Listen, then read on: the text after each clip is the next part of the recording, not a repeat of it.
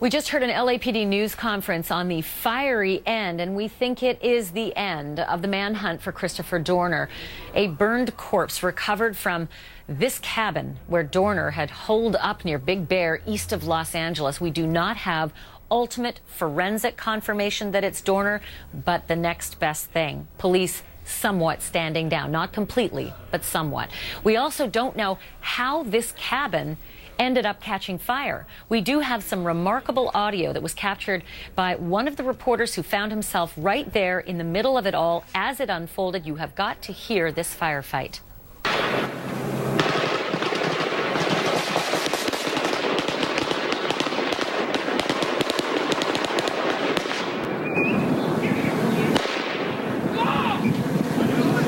I hear some screaming. And as for the fire, we do know that police used smoke bombs and that Dorner apparently did as well. Here is more from our LA affiliate KCAL and the reporter who was in the middle of that, Carter Evans. It sounds like police officials were trying to move Carter out of the area into a safer area.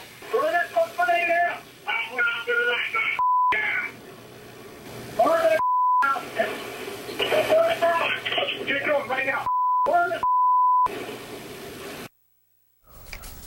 CNN's Miguel Marquez joins me now live from Big Bear.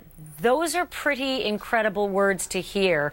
And I just want to repeat for those who may not have seen the words on the screen, burn it down, shoot the gas, get the gas, burn the gas, burn the gas, burn the gas, and a lot of other expletives as well.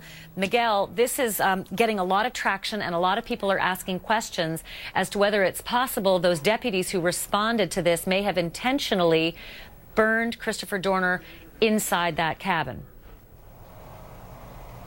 Yeah, it's hard for me to add anything at this point. San Bernardino Sheriff's Office is not speaking to those points at the moment.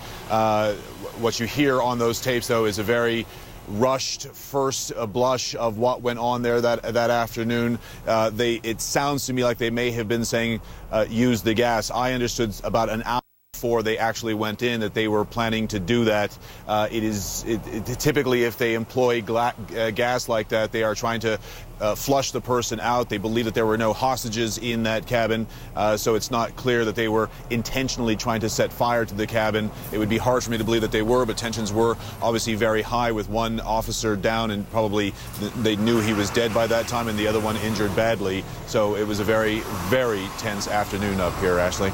And Miguel, you know, just the notion that whenever there's a tactical operation, we in the media are used to hearing, please lay off the live locations. Please take your helicopters away for your safety, for ours, and let us do our jobs without, you know, the suspect potentially being able to track our every move. And for that reason, many of us in the press were unable to witness exactly what happened in those last moments. But were there any people who did get a firsthand view of how that fire started? Look, there was concern among law enforcement that Mr. Dorner may have been monitoring either television, radio, both, or even the internet.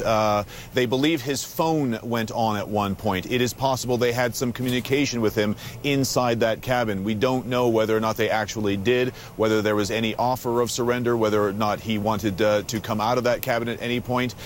He certainly has left zero indication that he did, and he clearly had a deep hatred for all law enforcement, no matter where they were. I do want to take you back a little bit, though, because the other thing going on here is that San Bernardino is retracing their steps on how all of this played out. You know, last Thursday, Mr. Dorner burned his truck on a forest road right in between the ski valleys here, and then around 12:30 yesterday afternoon, those two cleaning ladies discovered him in a house. That house is about a mile, maybe a mile and a half from where his truck was burned.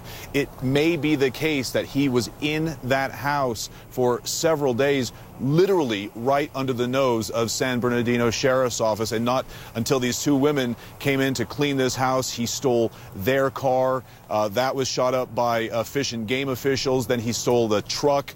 Then he crashed that. Then he fled into the woods, into that cabin, shot and killed one of those deputies, injured another, and then you saw what happened yesterday afternoon. There are a lot of questions that need to be asked and answered, and at this point by San Bernardino Sheriff's Office. Ashley?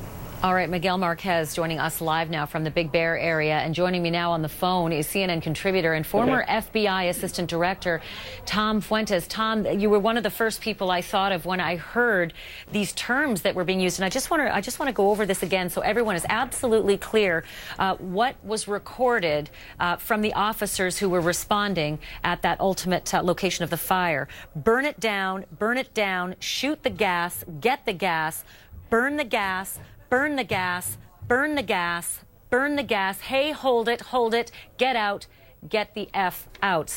I suspect that is the reporter who is being told by the officers to get out of the way of this very dangerous situation.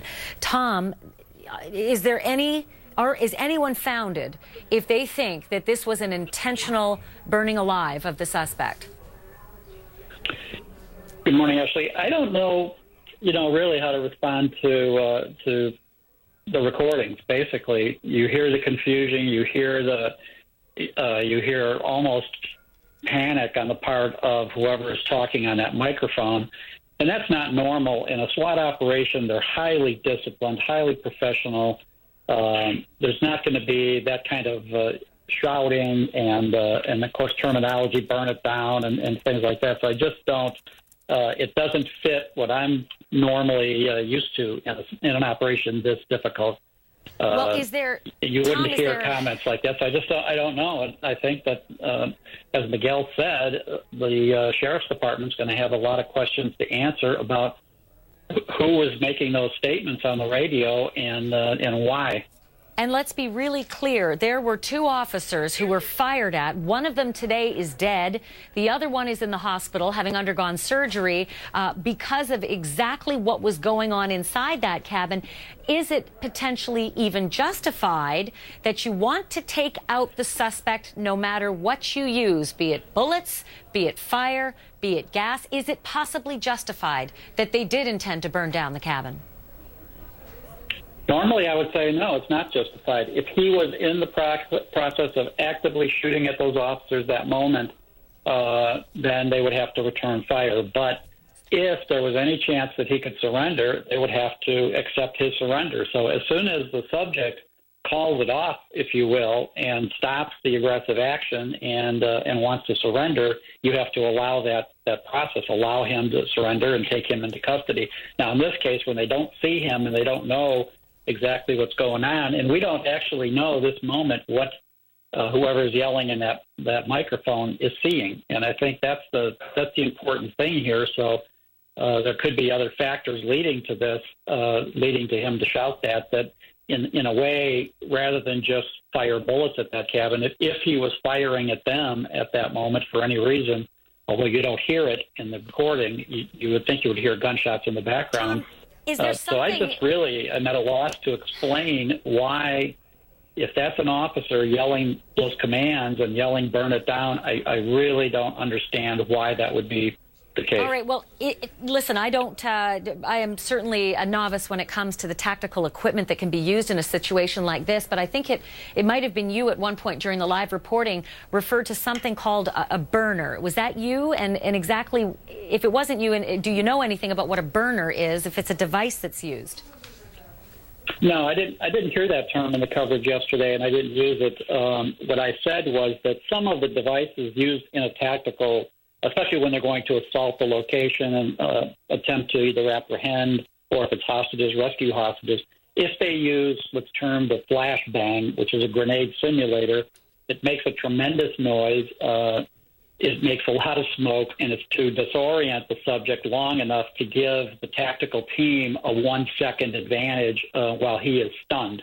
The other aspect is that tear gas canisters, if they're injected in there, some are not incendiary devices, but there are still some tear gas in use by SWAT teams which are an incendiary. In other words, tear gas is a misnomer. It's not a gas. It's actually little tiny particles that irritate the membranes of a human body. Those particles are made airborne by smoke. The smoke is created by the fire in the grenade. So the grenade goes in, ignites, creates smoke. The smoke carries the pepper or the irritant, if you will, to disable or at least severely cause discomfort to the subject that's inside there. So some of those devices will create a fire, some will not. I don't know what device or type of device was in use by the sheriff's SWAT team during this assault.